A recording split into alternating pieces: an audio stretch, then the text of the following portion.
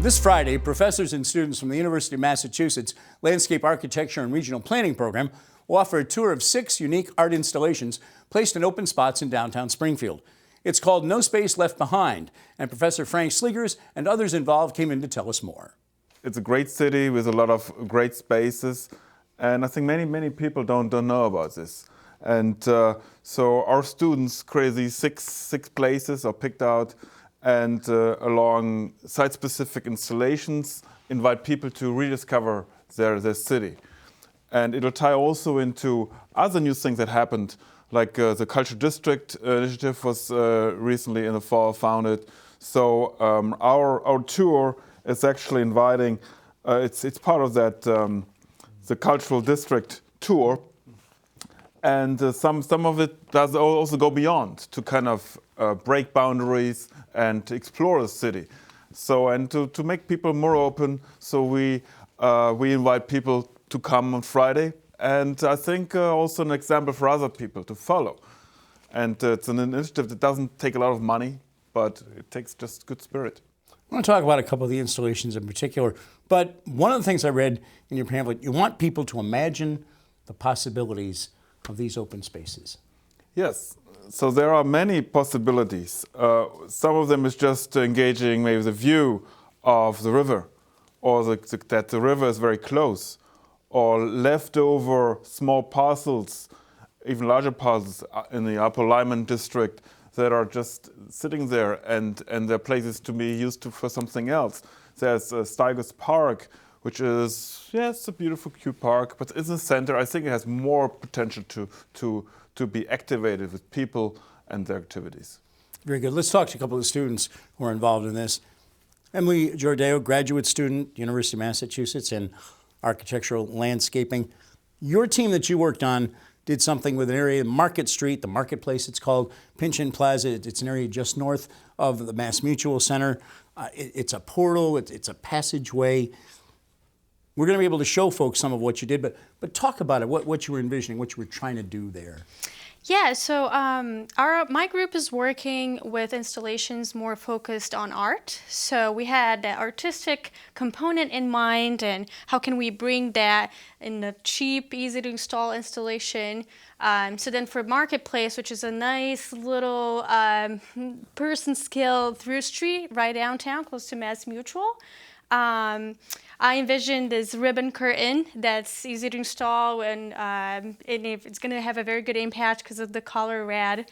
And my vision for that is so people notice Marketplace. It's a wonderful space, but there's only a couple businesses in there. There's a lot of potential, a lot of vacant storefronts.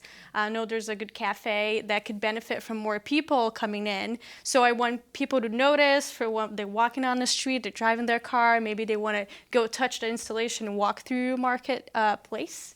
And in Pynchon Plaza, what we're doing is we are doing installation using paper origamis.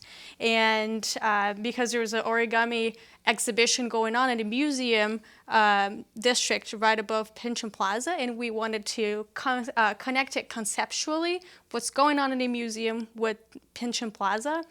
And that's where we got some help from the Putnam Vocational School students with the after-school program. I want to talk about that in a minute. Okay. But Kelly Fenton, you're on the other side of the Mass Mutual Center, the State Street side, and you're really doing something fascinating when you hear it, celebrating water in the community. Briefly tell us what that's about. Okay, well, we were looking at that backside of the Mass Mutual Center because it is such this, it has a lot of hard surface there. There's the pavement, there's the concrete building, it's very hard, and we wanted to kind of soften that. At the same time, there's a lot of opportunity to collect water in those areas and then repurpose it for other things. And our main idea is to apply it for making green roofs or green walls. And so that's what our installation actually demonstrates. So there'll be a green wall demonstration at that site.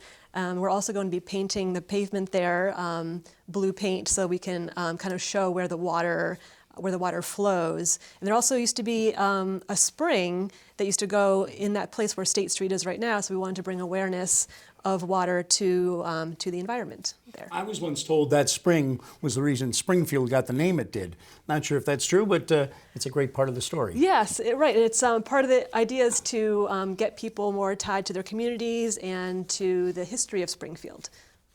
Emily Jordeo, let me come back to you. You started to mention the connection you made, your team, with Springfield Public Schools, specifically Putnam Vocational Technical School, to get some of the physical work and the artwork done. Take a minute and tell us what that was about. Yes, so I had some good connections with the after-school programs in Springfield, and they connect me to the program with Putnam School. And so we had this vision of, in Pynchon Plaza, just covering one of the main art, there's an art piece there. We wanted to cover that with origamis. So we realized we needed a lot of origamis. But more than that, we realized that we wanted the voice of the people of Springfield to be attached to that installation, to relate to that installation. So the idea that we had was have the students help us make origamis for our installation, but also to write a message to other Springfield residents or things that they like to do, things that they would like to see better in the origami, and then fold it. So then people that are walking by, they can pick that message and take home. So it was, yeah, that was main thing that we did, yeah. And one of the people who made that happen is with us. She's a 9th grader from Putnam Vocational Technical School, Academy, Melanie Bettencourt.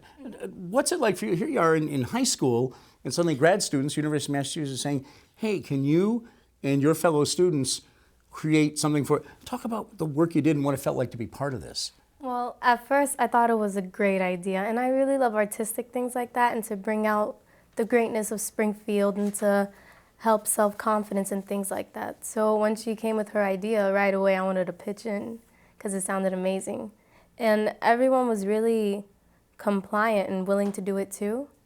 So we all just went with the flow and made all this origami butterflies, and it was great. Now it's all out there for everybody to see your work. Yeah. Pretty cool. Professor Sleegers, let me ask you, you want this to be more than just, an interesting class project, which it certainly is, but long term, what impact do you hope doing something like this has on the people who frequent these areas of the cities and are going to see these installations in Springfield? So, it has a bigger framework. First of all, reaching out to the school is great because education is substantial. And if UMass can involve more of the local schools, that's great. It's a fascinating project. Thank you all for coming in and spending some time with us again. 2 o'clock this Friday, UMass Center in Tower Square. Take the tour, see what's out there. It really is fascinating.